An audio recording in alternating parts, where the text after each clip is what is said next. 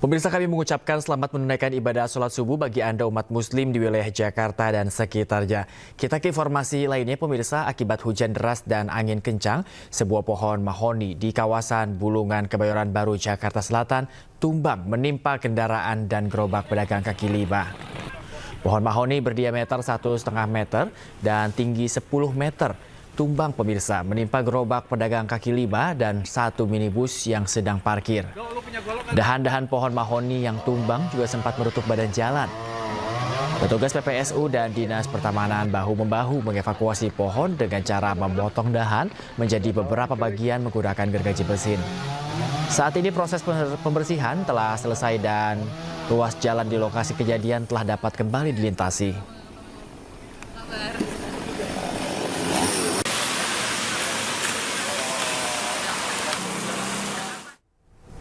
Banjir dengan ketinggian 70 cm sampai 1 meter ini masih merendam puluhan rumah warga di Jalan Kompleks Film dan Televisi Cengkareng, Jakarta Barat. Puluhan warga yang rumahnya terendam banjir bertahan di masjid yang dijadikan posko pengungsian. Kompleks Film dan Televisi Cengkareng, Jakarta Barat terendam banjir pada malam ini dengan ketinggian 70 cm hingga 1 meter. Banjir turut merendam sejumlah kendaraan roda 4. Saat ini, pemirsa, akses warga menuju ke rumahnya masing-masing masih terputus lantaran tingginya debit air.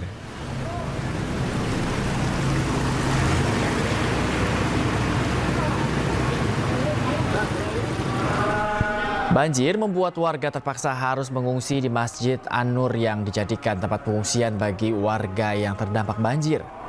Meski sudah mendapatkan bantuan berupa makanan dan kesehatan dari pemerintah kota Jakarta Barat, warga mengeluhkan lambatnya penanganan banjir.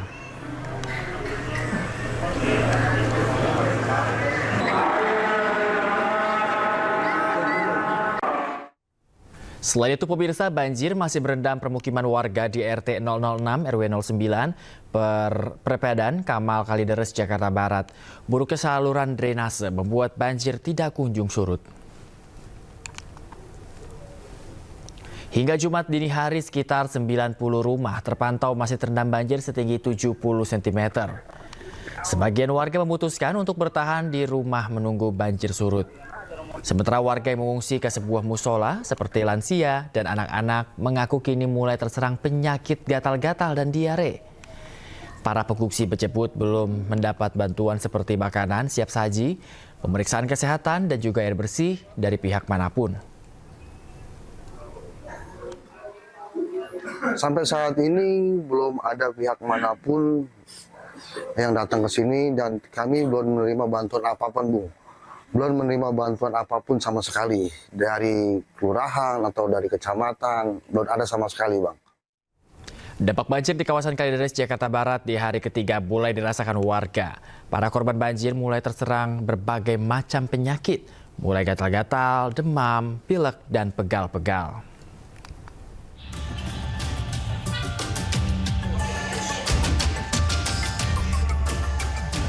Warga korban banjir ramai mendatangi posko pengobatan gratis Puskesmas dan Bidokes Polres Metro Jakarta Barat di Rusun Tegal Alur Kalideres, Jakarta Barat. Warga mengeluh berbagai penyakit akibat terkena air banjir. Banjir yang melanda kawasan Tegal Alur Kalideres menyebabkan warga terpaksa melawan air keruh rawan penyakit. Meski sudah diungsikan ke tempat yang lebih aman, namun sejumlah penyakit seperti gatal-gatal, demam, pilek, dan pegal-pegal menyerang warga lansia dan anak-anak. Kelurahan Tegal Alur merupakan kawasan di Jakarta Barat yang terparah diterjang banjir dengan ketinggian air mencapai 1 meter. Iya, jadi tulang pada bagaimana sih? Cipe nggak karanggenanya kayak dibakar gitu. Oh, karena kedinginan? Iya. Ya, kemarin ada dokter cuma belum ngungsi. Jadi keluhannya apa tadi? Batuk, pilek, yang panas, demam. Untuk wilayah yang lokasi banjir yang tinggi itu di wilayah Tegal Alur, lebih kurang 80 cm dan sampai sekarang sudah mulai berangsur surut. Terdampak itu lebih kurang ada sekitar 800 jiwa ya. Warga terdampak banjir mencapai 800 jiwa yang tersebar di 12 titik pengungsian seperti di rusun, sekolah dan musola di kawasan Tegal Alur. Warga mendapatkan obat-obatan, vitamin, makanan siap saji, serta perlengkapan bayi. Dari Jakarta, Miftahul Gani, iNews melaporkan. Hewan liar seperti ular dan biawak ditangkap warga di tengah banjir di Kapuk Muara, Penjaringan, Jakarta Utara. Hewan liar tangkapan warga ini pun dijual seharga Rp300.000.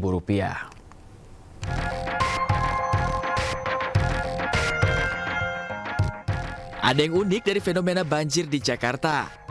Warga menangkap ular dan biawak berukuran besar pasca banjir menggenang di kawasan Kapuk Muara, Penjaringan, Jakarta Utara. Diduga hewan-hewan liar ini keluar dari sarangnya akibat terendam banjir. Warga yang menangkap hewan liar ini kemudian menjualnya dengan cara dijajakan di pinggir jalan. Warga mengaku hewan yang ia tangkap ini bisa dijual hingga Rp300.000. Sebelumnya, kawasan ini tergenang banjir akibat hujan deras yang melanda selama 2 hari terakhir. Pas banjir dia keluar ini. Dari kali apa tadi Pak? Dari tadi pagi lari-lari, nggak ada berani nangkep, ya udah ditangkap aja udah. Tadi kali apa nih yang meluap Pak? Tadi dari aliran kali apa nih Pak? Kali apa tuh Bagus Sangke? Bagus Sangke ya Pak ya? Iya. Oke, ini Bapak rumah ini terendam banjir juga atau seperti apa? Ya, sebenarnya banjir juga rumah. Berapa sentimeter tadi Pak? Ya, sekitar sedengkul lah. Warga berharap banjir segera surut agar warga bisa beraktivitas normal kembali. Dari Jakarta, Sofian Firdaus, iNews melaporkan. Seorang oknum TNI berpangkat Prakam menjadi korban pengeroyokan oleh warga yang diduga merupakan anggota Ormas Kepemudaan. Keributan ini ditenggarai oknum TNI yang menegur warga ketika menggeber-geber sepeda motornya.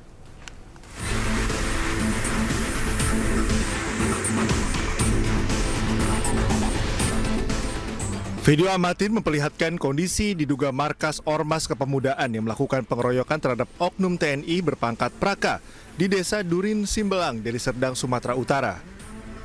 Terlihat sejumlah sepeda motor hancur dan 1 unit minibus rusak parah. Menurut pihak Kodam 1 Bukit Barisan, peristiwa berawal dari oknum TNI berpangkat Praka berselisih di jalan dan tidak terima digeber oleh 3 orang warga. Kedua pihak sempat terlibat cekcok. Oknum TNI pun mengejar 3 warga yang kabur ke lokasi yang diduga markas Ormas Kepemudaan hingga terjadi pengeroyokan. Tak terima dikeroyok, oknum TNI berpangkat Praka memanggil rekan-rekannya dan kembali ke lokasi dengan membawa puluhan prajurit TNI. Setelah sampai di situ, Praka Lubis dikeroyok oleh sekitar 10 orang.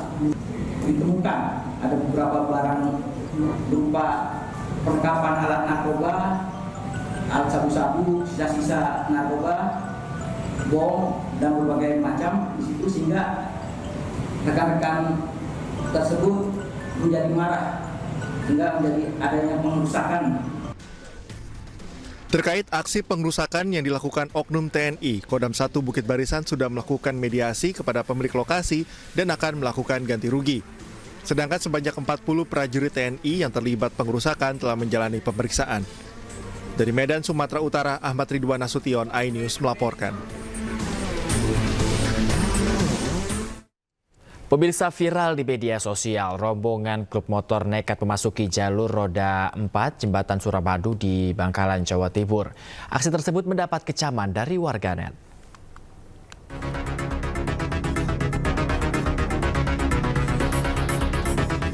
Viral rombongan klub skuter masuk Jembatan Suramadu di Bangkalan, Jawa Timur. Ironisnya mereka melintasi jalur yang diperuntukkan kendaraan roda 4. Aksi klub skuter ini pun menuai kecaman warganet karena dinilai memberi contoh tak baik bagi para pengendara sepeda motor lainnya. Saat ini polisi sedang menelusuri identitas para anggota klub motor ini guna memberi teguran maupun sanksi sesuai aturan yang berlaku. Menelusuri pihak-pihak mana atau nomor polisi mana saja yang masuk ke dalam jalur roda 4 tersebut.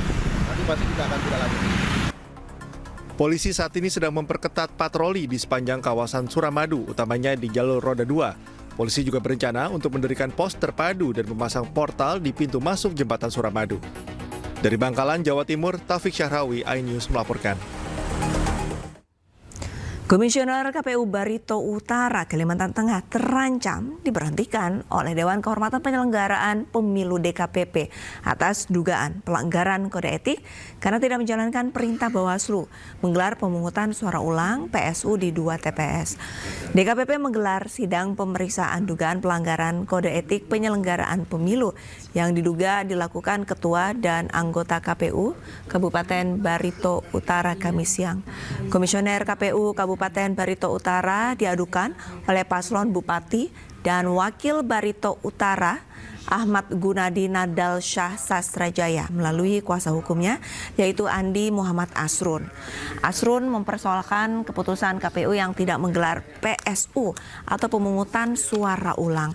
Padahal Bawaslu sudah merekomendasikan untuk melakukan pemungutan suara ulang di TPS 04 Malemwaken dan TPS 01 Kampung Melayu. Bahwa rekomendasi Bawaslu untuk PSU bersuara ulang itu tidak dilaksanakan oleh KPU.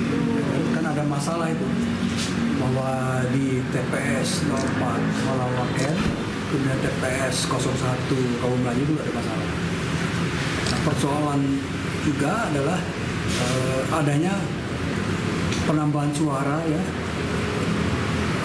atau pengurangan suara